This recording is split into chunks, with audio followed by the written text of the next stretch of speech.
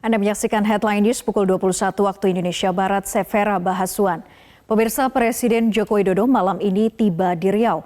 Kedatangan Jokowi untuk memastikan penanganan kebakaran lahan dan hutan di wilayah ini.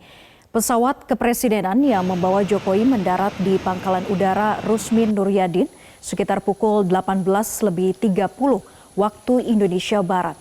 Kedatangan Jokowi disambut oleh Panglima TNI, Kapolri, Kepala BNPB, dan Gubernur Riau.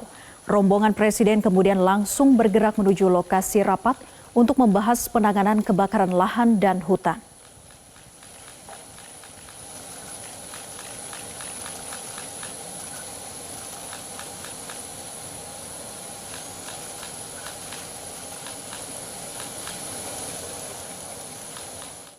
Dan pemirsa, untuk mengetahui informasi terkini, kita terhubung dengan Marshalina Gita dari Pekanbaru Riau.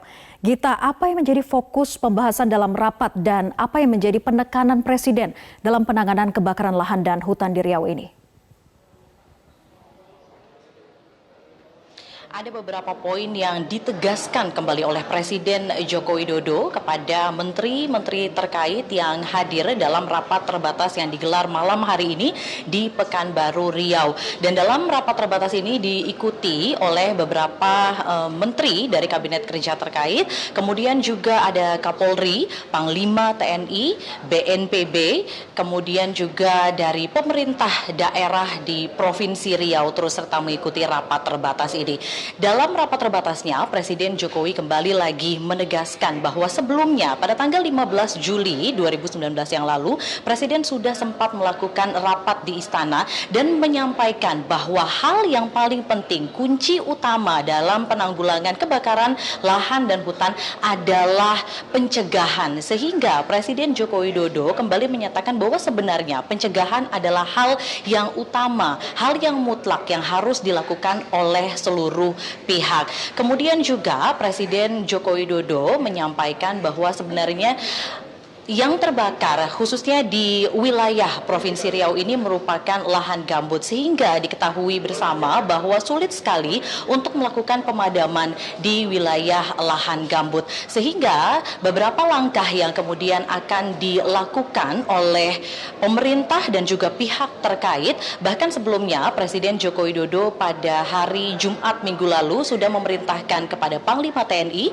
dan juga kepada BNPB untuk melakukan hujan buatan di titik-titik di wilayah Pekanbaru Riau yang terdampak dan juga terjadi kebakaran hutan dan lahan.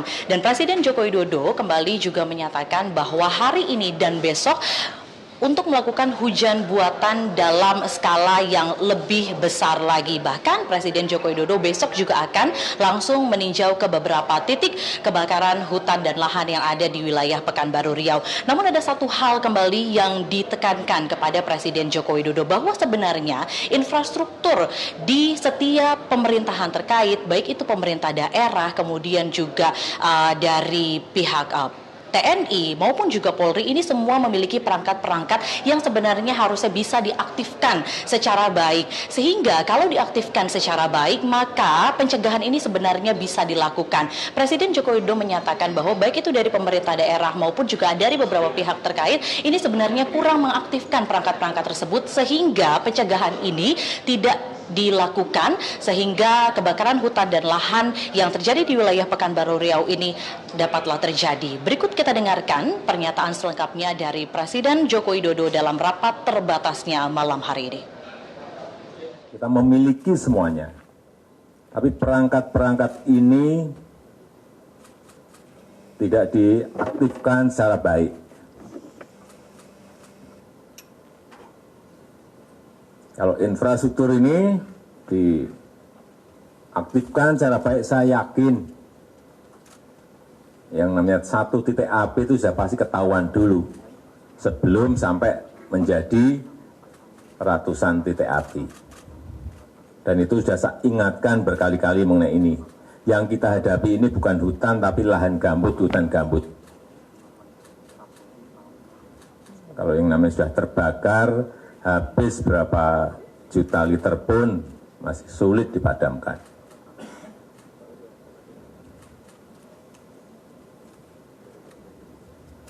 Hari Jumat yang lalu saya sudah juga perintah pada Panglima, pada Kepala BNPB untuk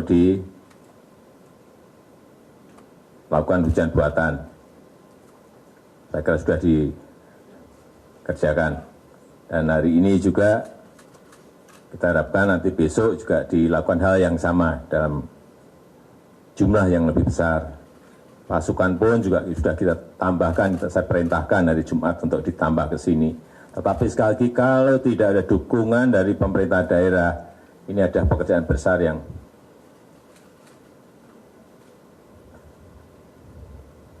akan sulit diselesaikan. Pengalaman kita tahun-tahun sebelumnya seperti itu.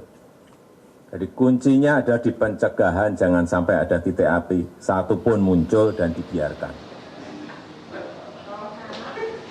Presiden Joko Widodo juga meminta kepada aparat penegak hukum agar bertindak tegas terhadap baik itu perseorangan maupun juga terhadap perusahaan karena tindakan di lapangan sangatlah diperlukan.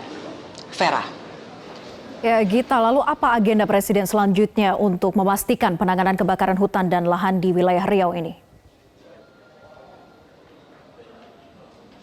Ya, besok Presiden Joko Widodo bersama dengan Kapolri, Panglima TNI, Kepala BNPB, kemudian juga dengan kementerian terkait, baik itu Menteri Polhukam, ada juga Menteri Sosial, kemudian ada Menteri LHK, ada Menteri PUPR, dan juga ada Menteri Kesehatan akan turut serta langsung meninjau ke beberapa titik di wilayah Provinsi Riau. Setidaknya yang kami catat bahwa akan ada 2 wilayah yang akan ditinjau langsung oleh Presiden Joko Widodo, yakni di Kabupaten Palelawan, Provinsi Riau, dan juga di Kampar Riau. Kedua wilayah ini merupakan wilayah daerah perkebunan maupun juga lahan gambut yang jaraknya sangat dekat dengan pusat kota di Pekanbaru Riau, sehingga asap yang terjadi akibat kebakaran hutan dan lahan di wilayah Palelawan dan juga di Kampar Riau ini sangat berdampak sekali, khususnya di sekitar wilayah ini, khususnya juga di kota Pekanbaru Riau. Sehingga besok Presiden Joko Widodo akan turun langsung ke lapangan, meninjau secara langsung untuk melihat apa sebenarnya upaya yang harus dilakukan, kemudian hambatan-hambatan apa saja sebenarnya yang dialami sejauh ini dalam proses penanganan kebakaran hutan dan lahan, agar kebakaran hutan dan lahan ini dapat segera diselesaikan sehingga masyarakat yang terdampak ini seluruhnya dapat kembali beraktivitas dengan normal kembali. Vera.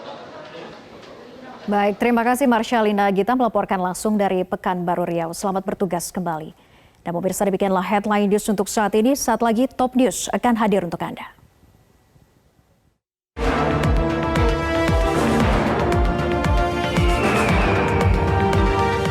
Dipersembahkan oleh Fitbar. Presiden Joko Widodo meminta pejabat daerah ini untuk serius dalam menangani kasus kebakaran hutan dan lahan. Semuanya. Tapi perangkat-perangkat ini tidak diaktifkan secara baik.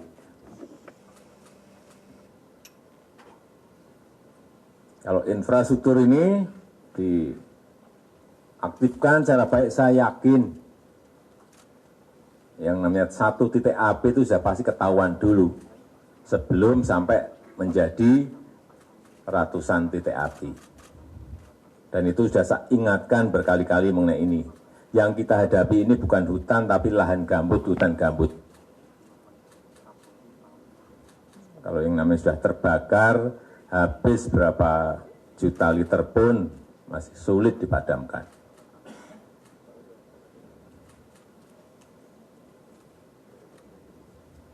Hari Jumat yang lalu saya sudah juga perintah pada Panglima, pada Kepala BNPB, untuk lakukan hujan buatan. Saya kira sudah dikerjakan. Dan hari ini juga kita harapkan nanti besok juga dilakukan hal yang sama dalam jumlah yang lebih besar. Pasukan pun juga sudah kita tambahkan, saya perintahkan hari Jumat untuk ditambah ke sini. Tetapi sekali lagi kalau tidak ada dukungan dari pemerintah daerah, ini ada pekerjaan besar yang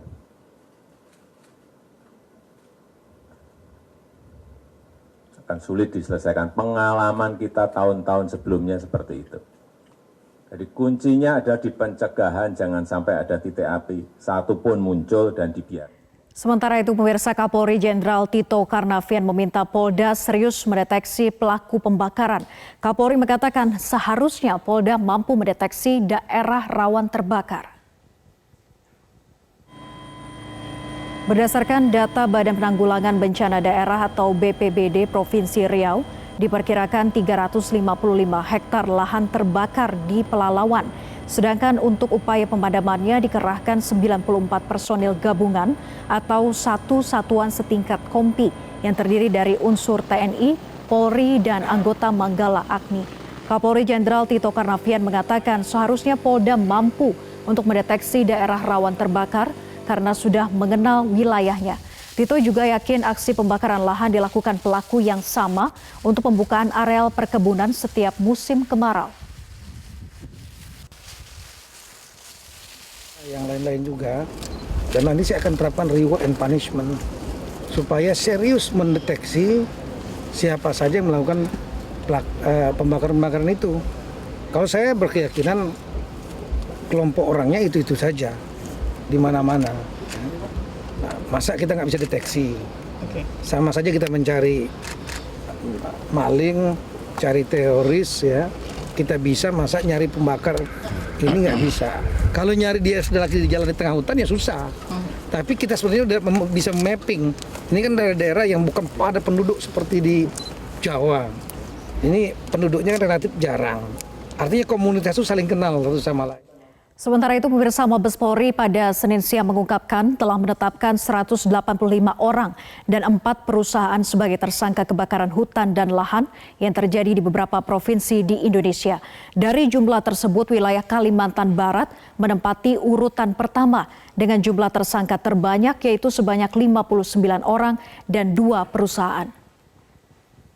Ini untuk update pengungkapan tersangka, perlu saya sampaikan untuk Polda Riau ada 47 tersangka untuk perorangan, kemudian untuk korporasi masih 1, nanti untuk korporasi nanti Pak Wadir akan menjelaskan. Kemudian untuk Polda Sumatera Selatan ada 18 tersangka untuk korporasi nihil, untuk Polda Jambi itu ada 14 tersangka untuk korporasinya nihil, untuk Polda Kalimantan Selatan ada 2 tersangka korporasi nihil, untuk Polda Kalimantan Tengah itu ada 45 tersangka, korporasinya ada 1, kemudian untuk Polda Kalimantan Barat ada 59 tersangka, korporasinya ada 2. Jadi total seluruhan tersangka yang berhasil diamankan atau disidik oleh jajaran Polda yang saya sebutkan tadi ada 185 tersangka secara perorangan, dan untuk korporasi 4 korporasi yang sudah ditetapkan sebagai tersangka. Pemirsa, Kepolisian dan Kementerian Lingkungan Hidup dan Kehutanan mengejar perusahaan yang menjadi pelaku pembakaran hutan dan lahan. Berdasarkan informasi dari Tim Penegakan Hukum Karhutla, perusahaan yang diduga terlibat pembakaran hutan dan lahan didominasi oleh perusahaan penanaman modal asing yang berkantor pusat di Malaysia dan Singapura. Kepolisian daerah Jambi telah menetapkan sebanyak 19 orang tersangka pelaku kebakaran hutan dan lahan. Sementara di Kalimantan Tengah ada 60 orang tersangka karhutla. Sejauh ini sudah ada 3 kasus karhutla yang sudah dilimpahkan ke kejaksaan. Selain kasus perorangan, data per 14 September ada 4 perusahaan yang menjadi tersangka kebakaran hutan dan lahan. Keempatnya adalah PT Sumber Sawit Sejahtera di Riau. Pada periode Juli 2018 hingga Juni 2019, PT SSS adalah pemasok CPO untuk Musim Mas Group yang berkantor pusat di Singapura. PT Surya Agro Palma SAP di Kalimantan Barat. PT SAP adalah anak perusahaan Sanggau Holding yang merupakan grup Genting Plantation Malaysia. 3. PT Palmindo Gemilang Kencana Kalimantan Tengah. Dan keempat, PT Sepanjang Inti Surya Utama Kalimantan Barat. Kasus karhutla juga ditangani Kementerian Lingkungan Hidup dan Kehutanan. KLHK telah menyegel 42 lahan milik perusahaan dan 1 kebun rakyat. Selain itu ada 4 perusahaan dibawa ke proses hukum. Keempatnya ada PT ABP, PT AER, PT SKM yang beroperasi di Kalimantan Barat, dan PT KS yang mengelola lahan di Kalimantan Selatan. Selain keempat perusahaan ini, KLHK juga menyegel lahan milik 42 perusahaan. Di mana perlu kami sampaikan, di antara perusahaan-perusahaan yang kita lakukan penyegelan, ini ada beberapa perusahaan yang memiliki modal dari luar. Ya, di sini ada 1 dari Singapura dan 3 dari Malaysia. Kepada semua perusahaan-perusahaan ini sedang kami lakukan proses-proses penyelidikan. Kenapa kami menyampaikan nama-nama perusahaan dari luar, Pak Doni? Pemerintah Indonesia memiliki 3 aturan hukum untuk memenjarakan pelaku pembakaran, yaitu Undang-Undang Kehutanan, Perkebunan, dan Undang-Undang Nomor 32 Tahun 2009. Dalam Undang-Undang Nomor 32 Tahun 2009 disebutkan pidana penjara bagi pelaku perorangan atau yang memberi perintah paling lama 15 tahun penjara dan denda paling banyak 15 miliar rupiah. Tapi jika badan usaha yang melakukannya, pemerintah memiliki 4 cara, yaitu merampas keuntungan, menutup seluruh atau sebagian tempat usaha, perbaikan, kewajiban mengerjakan apa yang dilalaikan tanpa hak dan atau penempatan perusahaan di bawah pengampunan paling lama 3 tahun. Tim Liputan Metro TV.